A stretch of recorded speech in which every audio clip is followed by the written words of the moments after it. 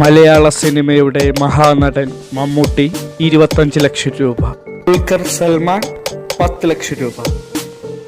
ടൊവിനോ തോമസ് 25 ലക്ഷം രൂപ.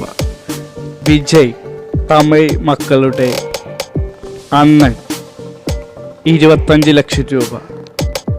മലയാളിയല്ലെങ്കിലും മലയാളികളുടെ മനസ്സിൽ ഇടം പറ്റിയ അല്ലു അർജുൻ 25 ലക്ഷം രൂപ. തമിഴ് സിനിമയുടെ ഇതിഹാസം സൂര്യ ജ്യോതിക 25 ലക്ഷം രൂപ. വിക്രം 20 ലക്ഷം രൂപ. മലയാള സിനിമയുടെ ഇതിഹാസം ശ്രീ മോഹൻലാൽ 3 കോടി രൂപ. Lulu group chairman MA Yusuff Ali 5 കോടി രൂപ. ബോബി ചെമ്മന്നൂർ 100 വീടുകൾ മലയാളികൾ